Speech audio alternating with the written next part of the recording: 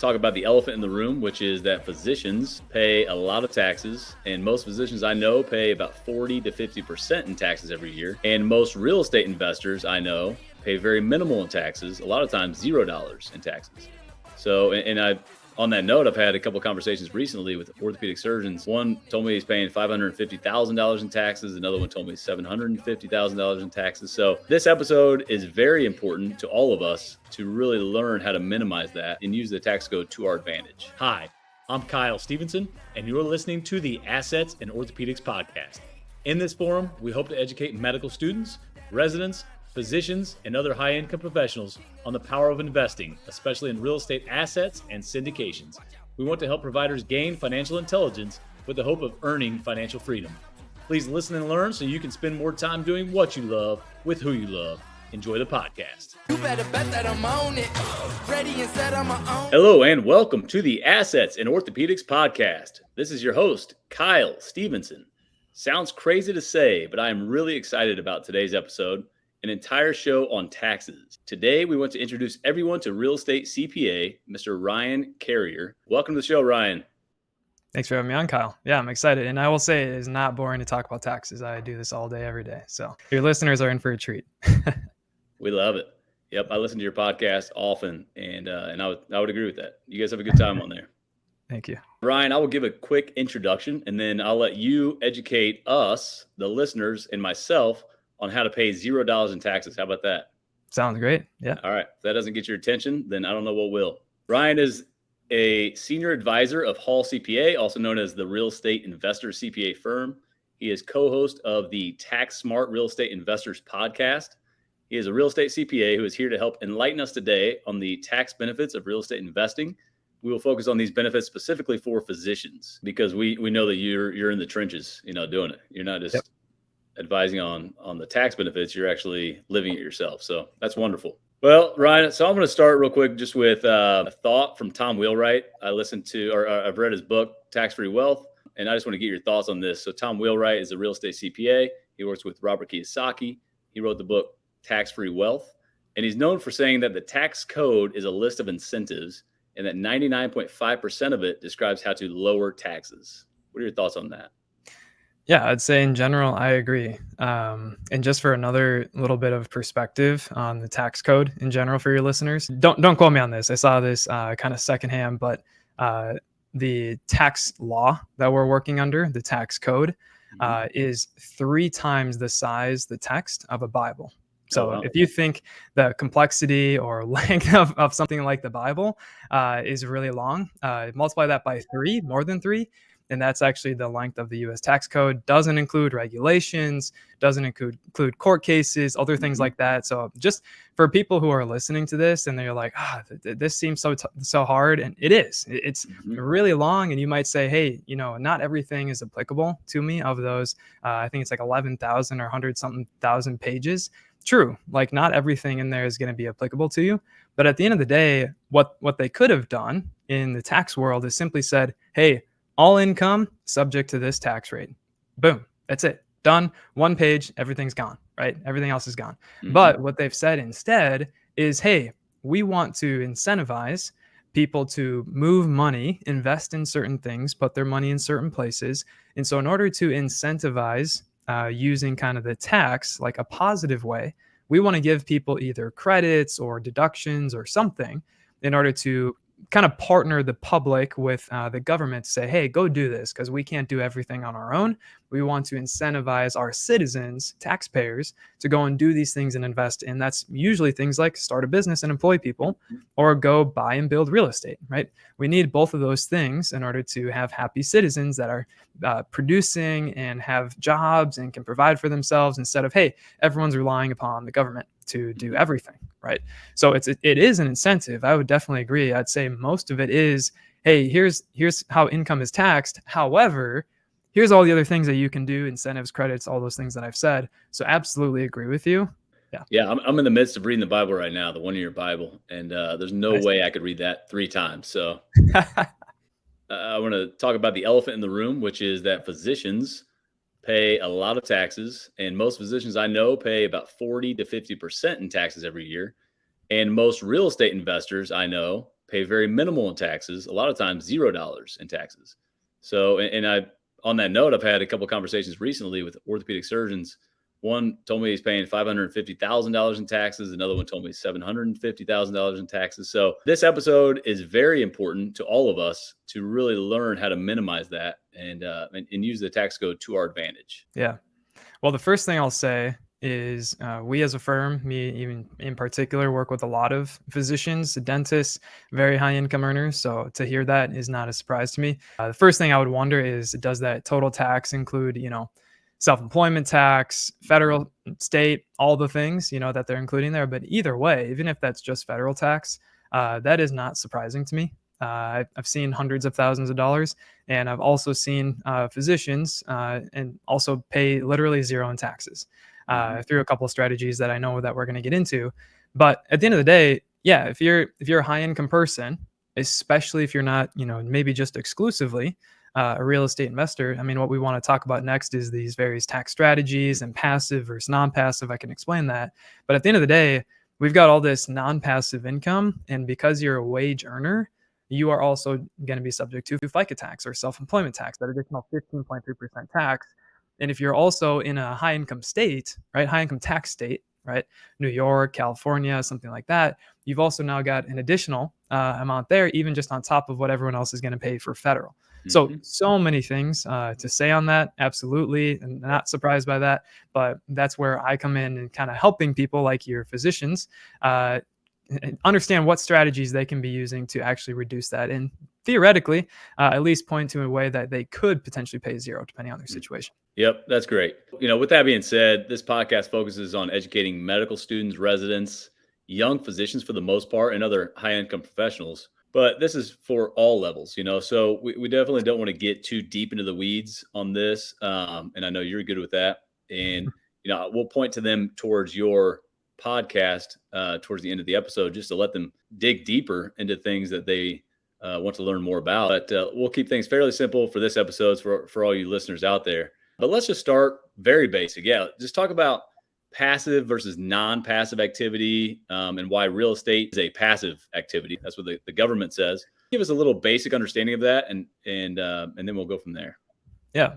So the way, if you're kind of just listening to this, the way that I like to present it is essentially two different columns. And I'm kind of using my hands here if you're kind of watching us live, but two different columns. So the one column, we've got non-passive and the other is passive. Okay. So non-passive on this hand is essentially going to be your W-2 income. Okay. So if you're an employee, you work for an employer, W-2 income is going to be non-passive. That could also be things like your business profit. If you're an owner, if you're a physician who owns your practice, something like that, that business profit that you generate is also going to be non-passive. Or portfolio income. That would be things like a little bit of interest income, dividends, capital gains, kind of thinking that portfolio side. But then real estate, rental properties specifically, okay, because some people will automatically hear real estate and they'll think that includes things like wholesaling or being a realtor or a flipper. All those things I just mentioned, all of that's also non-passive. That's an active business, okay? But real estate, meaning rental properties, according to the IRS, our tax system, to our lawmakers, since the Big Tax Reform Act of 1986, they have basically said, hey, all rental properties by default are going to fall into this passive bucket. Okay. So rental property is already kind of unique and kind of being set apart kind of from all the other types of income that you might have over here. Now, the reason that's even important, we've kind of so far just separated, okay, what types of income are in which bucket, but the tax rules behind that, basically I'll start on the non-passive, but the short answer with non-passive is that non-passive losses could offset non-passive income. That's a general rule. There's things like excess business losses. No way we're going to get into that on this episode. There's way too much there. But in general, non-passive can offset non-passive. Great. But the issue is that for example, rental properties might generate a taxable loss, okay, through things like depreciation, and you might accelerate depreciation through doing a cost segregation study, something like that. But your rental properties might be producing a loss. But the issue is that, especially all your physicians listening, once you get to a modified adjusted gross income above 150,000, you cannot take those passive losses to offset that non-passive income, like your W-2 or business profits. So the issue is you've got this loss over here on the rental side in the passive bucket. Well, that just gets suspended to be used in the future, other passive income, or maybe you sell the property, something like that. But the point is that if you get so much passive loss, it just stays there. Okay. But then our lawmakers and the IRS kind of enforcing this have actually given us some exceptions, and the exceptions actually came out later after this big Tax Reform Act of 1986. Okay. So what we're going to kind of move into is actually real estate professional status and or the short-term rental strategy. That kind of brings us into those two elements, and we can get to that in a second, but I'll just pause, Kyle, see if you wanted me to start moving into that, but that's kind of the passive, non-passive side so far. Yep, that's great. Yeah, I mean, what you're about to get into, that was literally the next point. Okay. Let's discuss the two ways in which physicians can use depreciation in real estate to offset their taxes or move it from that passive bucket to the non-passive bucket, correct? Yep. So there you go. Real estate professional status and the short-term rental tax loophole. Or go ahead. Yeah, please. Yeah, I'll start with real estate professional status if that sounds like where you want to go. So that's great. Real estate professional status, again, moving that, long-term rentals from being passive now over to the non-passive side. Just kind of reminding people before we get into it, so that's what it's doing. So what the requirements are to kind of meet this strategy. There's several requirements, and I'll just say on the front end, it has everything to do with time. Okay. So if you're someone listening to this and you're like, I don't have time to put into real estate, this might not be the strategy for you. Just make that pretty crystal clear. And if you're like, maybe I can do it, maybe I'll stretch it, or how do they really know I'm going to get there? Well, this is a highly audited area, I'll just say, on the front end, and we might talk about that a little bit as well. But let me just kind of break down the requirements after that preface. So 2 steps. Okay. So step number 1 is that you accumulate 750 hours in a real property trade or business. And still in step 1 is that it's also more than 50% of your working time is in a real property trade or business. So we'll just stop there. Step 1, I'll make some comments, then we'll move into step 2. But step 1, you've got 750 hours. Okay. If you have an entire calendar year to do that, that's about 15 hours a week. Okay. Just for some perspective. Okay. But no matter what, you start doing this July 1st, right? We're almost in the middle, half of the year. You start doing this July 1st. Okay. You still have to hit 750 hours. Yeah, okay. It doesn't matter. luck. It's just a perspective of the 15 hours a week. Okay. Now, the other part of that, right? The more than 50% of your time, for you physicians who are listening, you're full-time doing this. Guess what? That's not realistic. Okay. You would have to be doing something like 20, 25 hours a week, in your physician practice, and then go spend the other 20, 25 hours a week doing just real estate. Right. So very impractical, especially for a full-time physician. Now, what we might get into in a bit is, well, what about if you're married and you've got a spouse who isn't working or working very part-time? Okay. That can be kind of a solution, a way around this whole 50% of your working time if your spouse isn't working. But let me just go to the second step, and then we can kind of see what questions or you think would be helpful for your listeners. But the second step is then meeting one of the material participation tests within your rental properties. Okay. So sometimes we get this comment, which is silly once you come to understand the rules, that, one of your listeners might be like, oh, can I just have my spouse be a realtor? Nothing we've said has said anything about, just become a realtor and you're guaranteed in, right? It's a very common misconception for some reason. I've even had former clients tell me that their CPA said that, and it's like, just point me where it says that, right? And it's really sad to hear that there's that kind of bad information out there. But back into my point. So step 2, material participation in your rentals. Just want to make that clear. So there are 7 material participation test options. The reason I call them options when I explain it is because you only need to pick one. Okay, you only need to choose one. Now, there are 7. I'm only going to hit 2 just for the sake of our time. And these are the 2 most common that we want to push clients to because they're very objective. Okay, and especially if you're just getting started in here, these are likely the 2 that you're going to look at. So number 1 of the 2 that I'm going to explain just for now is the 100 hours, okay, as a minimum, and you have more time than anyone else. Just start there. So just a little example, right? So you're looking at time in your rentals, and you say have 250 hours, okay, across the year, the calendar year in your properties. Great. Now, what you need to do is you also need to compare your time to anyone else who's worked for your property. So that would include a property manager, that would include a cleaner, contractor, whoever, okay? Anyone you hire to work for your property, you are going to have to compare your time. So for example, back to my 250 hours, okay, that's fine. Now, if you've now got, say, the second closest person to you, put in 200 hours, Okay. You still got more than them. So like this little discrepancy here, great. You're at the top of this little bar chart. Okay. Now let's say the next closest person to you is another contractor, puts in 150 hours. Still good. Next person maybe is a cleaner. They put in 100 hours. Still good. The point is that you've got the most time. You're at the top of the bar chart. Everyone else is less than you. That works. Okay. Now the complexity there is that you not only have to record your 250 hours in our example, you also have to record everyone else's time. Okay. So that's one of the administrative burdens if you're going to use that test specifically. Okay. Now let me just move into the second test and then I'll pause and see if you have specific questions. Again, second option of the 7 is that you would accumulate 500 hours across your rental properties. Okay. So 500 hours, again, some perspective, that's about 10 hours a week if you've got a full year to do that. Okay.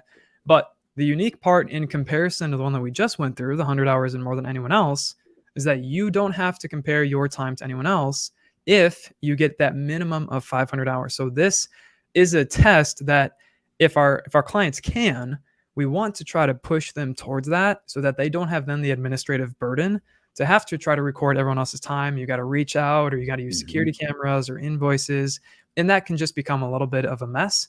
So if we can, great, let's try to get to 500 hours and push them towards that. So again, recap, and then I'll pause, Kyle. 2 steps. First step is 750 hours and more than half your time in a real estate business. And then step 2 is material participation. Again, one of those 2 options I went through in your rental properties specifically. So if we've met both of those steps in totality, we have now met for that tax year. This is a 1-year thing, right? You got to meet those tests every year. You want to meet it. We have now met real estate professional status. So let me pause. Do you have any questions on that? Yeah, a couple comments on that. Just to reiterate the point, if you're a physician, then if your spouse does not work or takes care of the kids, that is a full-time job in itself, yes, but not for tax purposes. So if your spouse stays at home, then that's a perfect way to get the real estate professional status. Again, the 750 hours. The other way is some docs will go really light part-time to get it, but there's no way you could be a full-time physician in general and get real estate professional status. It will not happen. Correct. Yeah. Very, very, very unlikely. Yeah. Yep. You made this point, but I want to reiterate this one as well, that listening to your podcast, I learned this, that real estate professional status is the highest litigated topic in the tax code. Is that correct? I would say so. And I would say especially early on when it came out, but we even have clients today, like who are getting audited for this. And obviously they're coming to us because they're investing in real estate, and we might have a little bit more exposure into that and see more of that as far as like a percentage of our clients who have worked with prior preparers and now they're getting audited, things like that. So yes, we have seen, and we've even seen historically, and I think many CPAs would agree that, yeah, this is a highly audited area for sure because of the unique benefit that it gives us. Hey, you're actually turning something that by default, right? It's almost like this is a rock that starts here, and now you're trying to transform it into something completely separate. They know that this is very difficult to do. So they're like, okay, we're going to audit you. Now prove it. And here's just one comment on that, Kyle, and then I can change or we can move forward. But one comment on that, like when you go to tax court, it's different than like a criminal court case. Okay. Criminal court case, you're basically innocent until proven guilty. Okay. So what is that? Not the defendants, whatever. Yeah. The prosecutor. Yeah. They have to basically prove that the person being accused is guilty. This is different. In a tax court case, they're going to say, hey, we don't agree with this. We don't think this is true. Guess whose burden of proof it is? Yours. Okay. You are guilty until you prove through your documentation that you are innocent. Okay. Maybe it sounds similar, but the point I'm trying to make is you have to prove your innocence. It's not someone else saying, oh, you don't have this. Right. So just want to point that out. So we'll talk about time logs, I think, probably a little bit as we go, but just want to make a comment on that big picture. Yep. No, that's great. And really a couple more points. I mean, real estate professional status and short-term rental tax loophole are going to be the biggest topics I think we'll talk about today. Right. So I'm okay spending a little bit more time on it. A couple more points on real estate professional status. You said 2 common tests. I know that we've talked about the third common test. There's 7 altogether, but the top 3 really more than 500 hours. You said more than 100 hours, and then no less than any other individual, including cleaner, contractor, whatever. And then I think the other one that I have a question on is the test 2, your activity substantially constituted all participation. You have to materially participate for short-term rental tax loophole as well. And so could you get a short-term rental in November? You do all the work. The renter have to stay in it for that year, or could it be even not rented out? Great questions. Let me say two things on that. Okay. So number one, the substantially all test. Let me just make a comment on that, and then Mhm. I'll kind of transition into the short-term rental strategy. So Yep. the substantially all test, okay? If I were to ask you what does substantially all mean by a clear definition, if I said like a number to hit, what would you say? You don't know, right? 100%. Hey, Okay. it's very, yeah, it's unclear. Exactly. Yeah. That's the Yep. point, right? So the point is, oh, substantially all, what's that, right? So if you said literally 100% of the hours, I would probably say, okay. Okay. The difficulty, though, what I've seen practically with every single one of my clients is that is not reality. Okay. Okay. So what they'll do is they'll go buy a property, even if it's right next door to their house. You know what they're doing? Hiring a cleaner. Mhm. Or, hey, something breaks. Hey, I can't fix this. I got to go find an electrician. Okay. Now you don't have substantially all, maybe. Right. So the point is there's a huge risk of using that test because they use this really vague subjective phrase. Mhm. Now you're going to go into a court case and not use something that's very objective, 100 hours more than anyone else or 500 hours. You're literally just going to, oh, substantially all, it's about more than everyone else or pretty much all of it. What the heck does that mean? Right? Yep. So it's too subjective for us to feel like, oh, yep, just go pursue that or like talk too much about it. At least from when I talk about it, I try to point people to the other two that I mentioned because it's way more objective. Here's the number I got. Here's the number they got. It's at least that 100 hours. And that to me seems better than, oh, I put in 50 hours and this other person put in 5. Mhm. Okay. That's like what, 91% that you put in. So great. But is that substantially all? And according to who or what court case, right? So there's just more risk that goes into that. So that's my first comment on substantially all. You could do that. I will just tell you practically, I've never seen it used. And I try not to ever point clients to that specifically. But moving into the second point, the short-term rental strategy, two things. So it also has 2 steps, just like real estate professional status, except for the first step is really the one that's going to be primarily different. So for the short-term rental strategy, we don't have the 750 hours more than half your time. And that gets replaced with simply having a property that has an average stay per guest of 7 days or less. Okay. So very typical for vacation rentals, Airbnbs, VRBOs, whatever, where you might just only have weekend stays. That's really common, right? So your average might be 3. Fantastic. That meets the first step. Congratulations. Now, the second step, just like you said, Kyle, is that you also have to have material participation within that short-term rental. But here's one thing I want to add into that for detail. A lot of people think that they can group together long-term rentals and short-term rentals for this test. Absolutely not. At least with our current understanding, you cannot say, hey, I've got 2 long-term rentals here and I've got a short-term rental here. I got 50 hours here and 50 hours here. Oh, great. I got 100 hours in my rentals. Nope. You don't have a short-term rental for these 2, right? Because your average stay might be 1 year. If you've got a 12-month lease, that's out of the picture. It doesn't even get grouped with the other short-term rentals. So the point I'm just trying to highlight, if you've got a diversification of portfolio, long-term and short-term, when it comes to the short-term rental strategy, you're only looking at the properties that have that average stay less than 7 because that's the first step. Okay. So yes, you're right, Kyle. Then the second step is those same material participation test options, but you're kind of looking at that separate from the time that you put into your long-term rentals. One last thing here that I love to point out for physicians. Okay. And let me just say here too, of my physician clients that I have, I would say probably 80% of them go with the short-term rental strategy. Okay. Because of what I just said about the first step. The first step of reps is you need 750 hours more than half your time. Do you know how difficult that is? Especially if you've got 1 or 2 properties, very difficult. Yeah. Okay. But with the short-term rental strategy, the first step had nothing to do with time. It's literally just how is it used. So that now becomes a huge barrier that's now decreased significantly. Okay. So now we just go buy a short-term rental and now we're only looking at stays so far. Great. I can do that. I can manipulate. I can just say, hey, maximum in Airbnb, 7 days. Boom. I'm never going to get anything, never be concerned about that. Totally fine. But then the issue really then becomes the material participation part. But gone is the 750 more than half your time. So here's what most people I've seen who are physicians do. Okay. Just for your audience is they will simply pursue that 100 hours and more than anyone else test. But step 1 with the average stay per guest, you need to have at least 2 stays. So you can't just simply go buy a property December 31st, have 0 stays, and then be like, oh, it's a short-term rental. Because I would then ask you, what is your average stay per guest? And you'd say, I didn't have any stays. And so the answer is NA. So you don't have an average. Yep. So the point is when we think about the word average stay per guest, we've got to at least have 2 is our recommendation. 1 starts to become really concerning. Would the IRS maybe say, hey, you don't have an average here? But 0 is blatantly no way. Like you don't even have any stays. How can you prove anything that this was the intent, right? That's so a great point for step 1 there, we got to have 2 stays. So I'll just tell you, bringing it back to step 2 and kind of bring this full circle. I've seen several physicians and even other high income earners. They will go look for a property around now, kind of during the summertime. Things have maybe slowed down for their family, or kids are in school. They're doing these things. They're going on vacation. And so what they're doing is they're then, connecting with a realtor. They're starting to look in kind of these good vacation rental markets. And what they're going to do is do something like close on a property late October, early November. Okay. They're going to spend 30 days doing their renovations, getting it furnished, getting it clean, getting it advertised.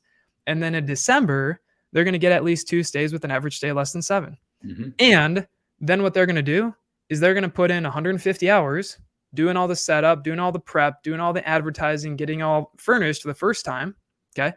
And the second closest person to them is generally going to be a cleaner who's going to clean 2 times, and it's going to take 3 hours each time. So that person has 6 hours. Okay. So they blew everyone else out of the water. You could even say, sure, that's substantially all. Okay, fine. But at the end of the day, we've also met the 100-hour test. Right. And now we've met both steps, and I've only put in 150 hours in my example. Okay. So gone are the 750 hours. Gone is more than half your time. 150 hours in, I've met the first step. I've got 2 stays. Boom. I've got this huge, loss that I'm going to generate now. Claim that correctly as non-passive, have that offset my W-2 or business profit as a physician. So that is the simplest, lowest barrier to entry, very common thing that I've seen with my clients. I'll pause. Yep. I love that. No, that's great. And personally, I did this last year and it worked out perfectly. It was just me and the cleaner, and we documented both hours, mine and hers. Perfect. And it worked out well. My goal was to get my wife to be real estate professional status, but 3rd kid is due in about 3 weeks. Nice. That didn't happen this year. So, so to your point, man, that the short-term rental tax loophole is fantastic and much easier to hit. A couple more points on the real estate professional status, just while we're talking about it. You can't, so some hours that people think you can count, but you actually cannot. And that's research hours, education, travel to the property.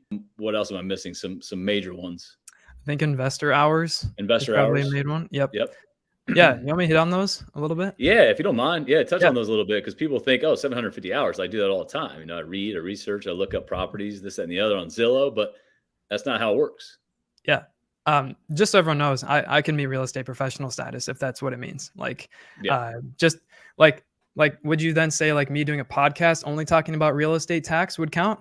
Okay, great. I meet it. Everyone who's on the podcast at my firm meets it. No, no, you got to be involved 750 hours in a real property trade or business. And we could dive into that. But back to your point, investor hours, that primarily, like the main example there would be, let's pretend you have a property manager overseeing your property. You couldn't include something like taking their monthly statements and reviewing that like an investor. Oh, here's how I'm doing. Here's all the rent we receive, blah, blah, blah. That has no material impact on the business, right? They kind of just see that as investor hours. Another one might be like just refinancing, right? Simply doing like a refinance. Again, that has no impact truly on the day-to-day operations management of that business, okay? But the second one, travel time. Okay, so traveling to or from your home to your property, or from the property to the hardware store and back, or whatever, that time simply traveling is not going to be considered material participation. The IRS has gone through lots of court cases on that. They just don't see it as, again, materially benefiting or impacting operations or management of the property. Yes, you have to do that. We understand that, but that is not material to the operations, because does it really impact the operations if you are 15 minutes away versus you live 4 hours away? No, it doesn't. So they're just basically saying that there's nothing to change here. There's no impact truly, just because you're sitting in the car traveling. Okay. Now the third one, education time. Education would be, hey, I'm listening to a podcast like yours, Kyle, or mine. I'm reading a book. I'm even at a conference, for real estate. I'm just kind of educating myself. again, great, but you're not actually doing work for that property at the moment. This is almost like motion instead of like action, if that makes sense. Like, because that then brings us to research hours. And so research hours is something like I'm doing my due diligence, or I'm talking to realtors, or I'm doing walkthroughs of properties. Congratulations, you're underwriting, doing all of that, but you don't have a property yet, right? Mm-hmm. You're not actually materially involved in that property yet. You're not doing anything, right? You're literally just looking. The other example I could give for research is the idea of shopping versus purchasing. Okay. And essentially it comes down to, am I browsing, or am I actually going there and I've got a receipt and I've got documentation and I really bought something, right? Mm-hmm. Because you can have people who say, hey, I'm getting a short-term rental. I've got to go get a new bed, right? Okay, cool. They might put down 1 hour for the next week of looking for a bed, looking for a bed, looking for a bed. And it's like, how would anyone know that you were actually looking at that time if you don't get a receipt? You don't have to purchase something, right? So the concern we have is just kind of this fluff time of like, are you really doing anything? And that goes back to the research. And really, all of this has been tested in lots of court cases. Mm-hmm. And so we just don't want anyone to kind of falsely use that time to say, oh, yep, I'm good. And when you start relying upon things like education or travel or research or investor hours, and that's the thing that gets you over the hump of meeting one of these tests. Mm-hmm. If the IRS comes back in that court case and says, hey, we're going to disallow all this garbage time, and now you don't meet the test, well, okay, here's your tax, here's your penalties, here's your interest, Mm-hmm. and now maybe you're on kind of a list of getting audited in the future. And so do you want that? So I'll pause there, Kyle. I have lots of comments. No, Obviously. that's a lot. That's good though. Yeah. And so basically if you question the hours, then it's probably not going to count. Yep. But another point you guys made on the podcast, I took notes. And just because something doesn't count for rep status, whether it's travel time, flight, something like that to the property, doesn't mean you can't write it off as an expense. Yep. So I would love to have a second to talk about that, because there's two concepts there. There's time and there's dollars, right? Some people say, yeah, time is money. Ben Franklin. Well, that's great. But in the tax world, we've got two different things. In the whole world, it's two different things, right? I might spend time on something which literally have no dollars going out, right? If I work on a project at my home, okay, cool. That's just time, but I might not spend anything. But now I've got dollars. Hey, I'm investing dollars. I'm moving dollars. Okay, that's a completely separate thing from time. And so going back to reps or the short-term rental strategy, all of it is about time. So far, we're not even really talking about dollars in just the two steps, whether it's the short-term rental strategy or reps. When we're talking about dollars, the deductibility of dollars like travel, totally separate thing. Mm-hmm. So really good point that you bring up here for your listeners. They might be thinking, oh, can I not include my travel cost? Two different things, time or money. So absolutely your travel could be, and we could spend a little bit if we want on the travel cost. I don't think that's a big part, hopefully, of a lot of people's consideration. You might be buying something more local, but yes, absolutely. You could deduct the cost, but not the time, not include the time there. Mm-hmm. Yep. And when it's all said and done with whatever strategy you choose, the best advice that I think Ryan would give is very similar to what we talk about as physicians. Document, right? You have to write this stuff down. You have to document it. And what are the best ways that you would advise to document? Whether it's calendar, Excel sheets, what would you say? I'd say 90% of our clients use a spreadsheet would be my guess. Again, that's just a number I'm throwing out of thin air, but just based on what I've seen from my own clients, other clients, things like that. The other 10% are using some sort of time tracking app. So whether you've got an app on your phone to help you keep track of time, that's fine. At the end of the day, it should at least have kind of these 5 things that I'll comment on. So if you're thinking about a spreadsheet, okay, number 1, you want to have the date. Okay. And I'll just say you want to have that date be a daily time log. Okay. Do not do like whole weeks of time or a whole month of time, something really vague like that. Please do keep it like a daily time log. So kind of visualizing this, every single row is a different day. Number 2 is going to be, how much time are you putting into this? And just a comment there, if we can get to the nearest minute or 5 minutes or 10 minutes, that is way better than trying to round everything to the nearest hour. It just looks, when you do the hour, it just looks so vague and it's like an estimate or a guess. When you can get to the nearest 5 or 10 or 1 minute, that looks very accurate and detailed. And the IRS is going to respect that and say, oh, wow, they get really good records to the minute. Like how can we, that you just look really good as a citizen under scrutiny. Okay. Mhm. Now the third comment is the description of what you're doing. Okay. So what did you do? I was cleaning this. I was replacing this at the property. I was communicating with this guest. I was blah, blah, blah. Okay. Just make sure it's not any of the things we talked about as not to includes. Mhm. Okay. Column 4 is going to be who's doing the work. And that primarily is going to be whether it's you or if you're married, you or your spouse. Okay. And just a comment there, when it comes to material participation, that step 2 for either one, you and your spouse can include and combine both of your times together. So just want to make a comment on that. But that also could be used if you are going to keep track separately of every cleaner or contractor or whatever. So it kind of depends how you're going to keep track of that. But column 4 is who's doing the work. Okay. And then column 5 is which property. If you've got one property, it's obvious, right? But if you've got multiple properties, you are going to want to show, hey, I was working for this property doing this thing, right?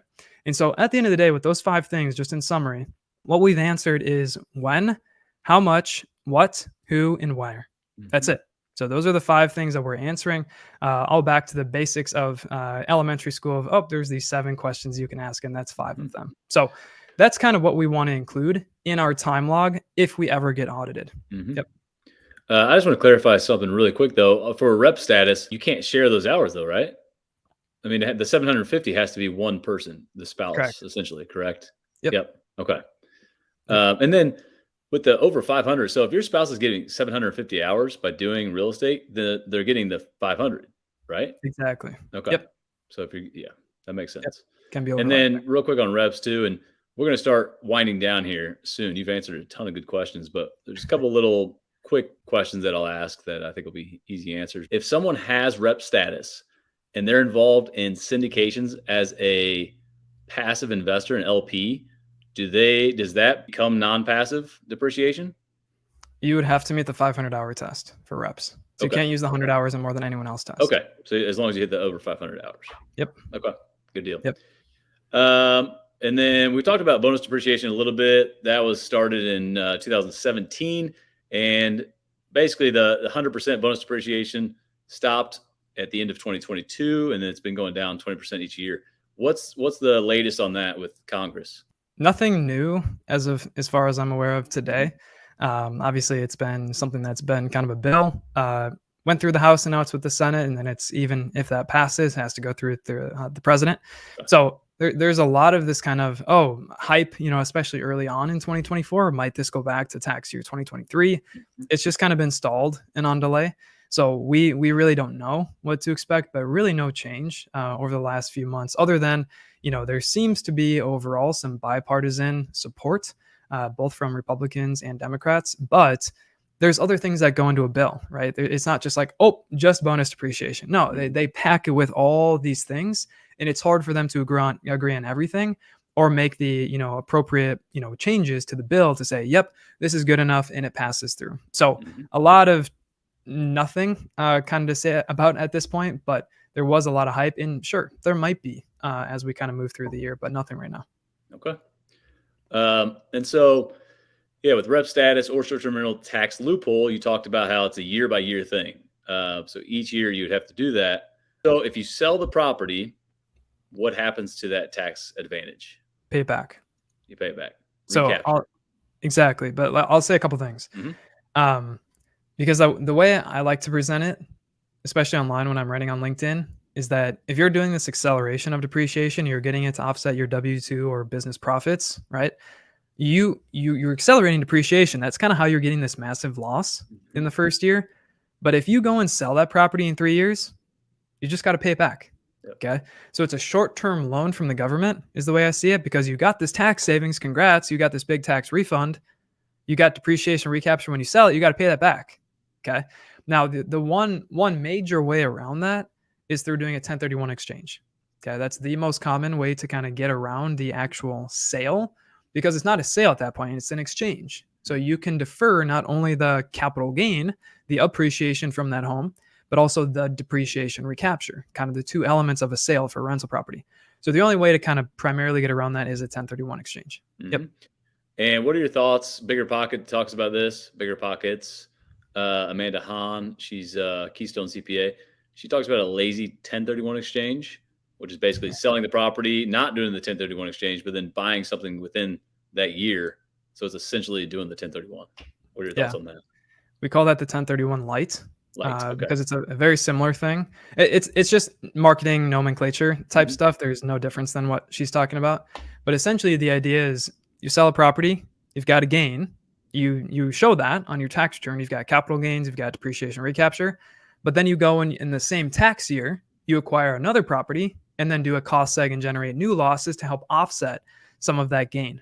So as we move forward into this year or next year, because bonus depreciation is going down 20%, that additional loss that you're generating is going to be harder to offset as much gain because the gain is going to be the same amount, but the loss every year is going to be dwindling that you can accelerate. So as we move closer to 60 now and then 40 and 20 and 0, that loss is just going to be harder. So yeah, it made a lot more sense when we were at 100% bonus depreciation or 80, but now that we're getting to 60 and 40 and 20, it's becoming harder. The math is just becoming harder to make those numbers work. But absolutely. And the key there is you got to do it in the same tax year. Whereas a 1031, you've got 45 days to identify, 180 days to close, all that stuff that can go across tax years.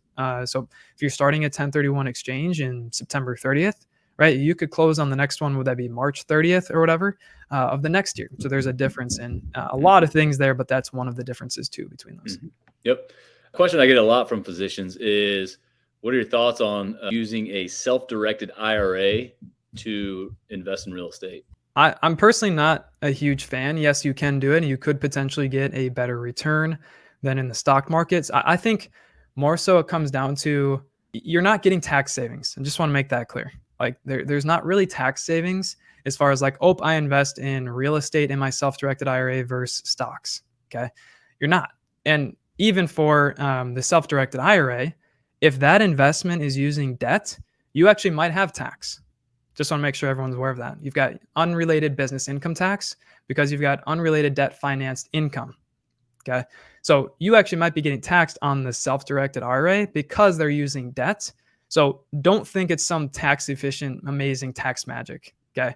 But if you're like, hey, I like as an asset class or an investment to be into real estate, great. That's awesome. If you can do that, you've got a self-directed IRA and you can go do that. Awesome. But don't let it be for some sort of tax savings. It's more so the fundamental investment. If you like that more than the other one, if we're doing a self-directed, I would actually prefer like a self-directed 401k because then we don't run into the unrelated business income tax or the unrelated debt finance income, UDFI, UBIT, all these sort of acronyms. So I actually prefer that if we're going to do a self-directed anything. Okay. Great answer. Not great answer because I know the answer. Because I've learned a ton on this episode, and I really appreciate it. Final two questions. We're going to wrap it up in a bow. Then I end with quick 4 questions for all my guests. As I mentioned before, a lot of doctors, pay a ton of money in taxes, especially those docs in the prime of the career or later in their career. What's the best advice that you'd give them at this point to minimize their tax burden? One of two things. If you're interested in real estate, which you probably are, if you're listening to this podcast, I would in general point you to the short-term rental strategy. If you are really not comfortable with short-term rentals, I would want you, like sometimes for people, the objection is that it's a time thing. I don't want to manage this thing forever. Okay. Well, the thing to keep in mind is that these tests are annual tests. Okay. That 150-hour example I gave you, that is, you need to do that one tax calendar year. I'm not telling you got to go do that indefinitely. Okay. So 150 years, you need to get that in the first year. Year 2, go hire a property manager, do nothing. Okay. But keep the average stay per guest less than 7 because we're still showing the intent is that this is a vacation rental. But there's no guarantee or promise or, it's something you're signing on your tax return to say, I'm going to be non-passive indefinitely on this property. No. So it's a short-term sprint is my point. If we're just looking at tax savings. So you might say, hey, meet the short-term rental strategy, one property management. Year 2, new property, meet the short-term rental property management next year, and so forth, right? So the point is you want to be buying new assets every year to produce new losses to offset that income, okay? But option 2, if you're really like, I don't like real estate, blah, blah, blah, well, you're really not going to like my second option then. which is to seriously consider oil and gas investing. Mm-hmm. Okay. And that might feel like kind of out of left field, but that is something that I think more and more people should be aware of. We've had guests on our podcast, if you're interested in this, where we talk about and they talk about some of the tax savings of doing a specific type of oil and gas investing, or a 1031 exchange into something like mineral rights. Go check out our podcast, or go look into oil and gas investing. But if you do it through like a working interest in the oil and gas drills, like the wells themselves, okay, and you own it correctly, that could be a way for you to get non-passive treatment as well, without needing to meet one of those material participation tests. It is one of the most unique tax saving strategies out there. And would that be the same advice for any medical students, young residents? Younger people with less income, you're probably not going to qualify, because most of them are going to require to invest. You have to be an accredited investor. Mm-hmm. So that would be, if I'm talking to those people only, I'm primarily pushing them towards probably the short-term rental strategy, Mm-hmm. not something like oil and gas, because you generally have to be accredited. Okay, great, man. Any other things you want to talk about for No. physicians on this podcast? Gave us a lot of great information, a ton of great tools. So we really appreciate that. Yeah. In closing, I like to finish by asking my guests 4 final questions. What book are you reading right now? So many books. I'm in the midst of like 4 books with my wife. One that I would recommend reading, maybe it's just because like what I'm currently moving into in my work, is a book by Alex Hormozi, $100 Million Leads. So if you're a business owner, right, that's going to be really good. He just came out with one, $100 million something, and he's got like this kind of 3-book series that's coming out. But that is one that's been very interesting for me as I'm doing more on social media and on the podcast, things like that. So maybe not physician, specific to real estate related, but that is a book that I would recommend. Otherwise, a book that I've read historically would be Rich Dad, Poor Dad. I feel like so many people have kind of come back to that. It's an older book for sure, but that's kind of where I got started in my real estate investing journey onto, hey, yeah, real estate makes sense, cash flow, all those things. So that's a book I'd point people to. Yep, I love that. What advice would you give to your 25-year-old self? Are you 25? You might be 25. I'm over 25. Yeah. All right. Yeah. You see the gray hair right here? Yeah, I have a second one on the way. You talked about kids earlier. So yeah, old enough to have kids, if that makes any difference. But 25-year-old self, I would probably say continue to invest in real estate, but maybe look for some on your own. So all of my real estate I've done is with partnerships. So all of mine have been with other friends and buddies and things like that. But today it's a little bit more of like, it's all I have. And partnerships are difficult. And most of your physician listeners are probably never going to get into a partnership of, hey, I own this 50-50 with buddies or friends or an acquaintance or whatever. It makes things hard because you're kind of in a marriage with them. So I would just kind of tell myself, hey, maybe go look for something on your own, or be saving up to put that money elsewhere, or be putting in more of a reserve for capital expenditures that might come up for your rental properties. That's probably the main one I'd say. Mm-hmm. That's great. What is your definition of wealth? Pretty close to a financial freedom where I have enough income coming from other investments, whether that's stock dividends or note investing or real estate cash flow, that I have enough there invested that I don't have to work, but I can if I want, right? So I have enough to cover my family's expenses at a minimum and give as I want to without having to go and work just to cover those expenses. Mm-hmm. Yep. And then what does retirement look like for you? Retirement for me, I think, would be working in doing something that I love, whether that's as an employee, whether that's as a business owner, whether that's as an entrepreneur doing something, or a mix of all three, but doing things that I love. I don't see retirement in maybe the way that my grandparents looked at retirement, where it's like, hey, I've gone and worked my decades and now I'm done, right? I'm just going to sit back. I'm going to watch TV, movies. I'm going to go play golf. That is not me. That doesn't sound like me. I love to work. I love to produce. I love to change things, make things more efficient, all of that. So retirement to me is like, I've maybe come to a pace that's a bit more steady and very much like a lot of flexibility to spend more time with family, to spend more time with friends, do more things in my church, all that kind of stuff, where I've got that flexibility instead of like, this is all I do. I got to work. I haven't hit my goals yet and whatnot. So retirement is being able to have that flexibility, that time, flexibility, freedom in time, relationships, money, and mission. I think that's a Dan Sullivan thing that I learned in one of his books, Who Not How or something. That kind of aligned well with me with what I was looking for. Yep, that's great, man. I love that. Yeah. Well, Ryan, thanks for coming on the show. It was fantastic. I think this is going to be one of the greatest episodes that we've had, just from all the pearls that you've shared today. I personally have learned a ton from Tax Smart Real Estate Investing podcast. And then the other one that Brandon Hall started was the Major League Real Estate podcast, right? Yep. Both of those are great. And I think that two things I want to point on for the Tax Smart Real Estate Investing podcast. There's a series on real estate professional status and a series on short-term rental tax loophole. I've learned a great deal. So where can people find you? I am primarily on LinkedIn if people want to follow kind of what I'm writing about. Obviously, I'm on the podcast. We also have a YouTube channel as well, Tax Smart REI as well. So you'll see shorts on YouTube. You'll see me on the podcast. You can find that Spotify, Apple Podcast, all those things. You'll see me on LinkedIn. I don't really do anything on Instagram unless people are tagging me in that, or X, Twitter, anything like that. So those are kind of the main areas. And if you're interested in working with us, if you're a physician, you're like, hey, I'm looking for a tax smart real estate CPA, reach out to us. I can give Kyle a link, or you can reach out to me directly on LinkedIn. Send me a message, or you can just go to my profile and you'll see a link that says ready to become a client or something like that. And you can go to my website, fill out a 2-minute online web form, and we will basically get back to you to say, hey, yep, you're qualified. And we'll reach out to you to schedule a call, a 30-minute consultation call with either me directly or someone who is also one of our business development representatives. So if you're interested in that, you've liked this, interested in getting real estate, or you have real estate and you want a CPA like that, feel free to go to one of those spots. Fantastic, man. I love it. That was awesome. Thanks a lot.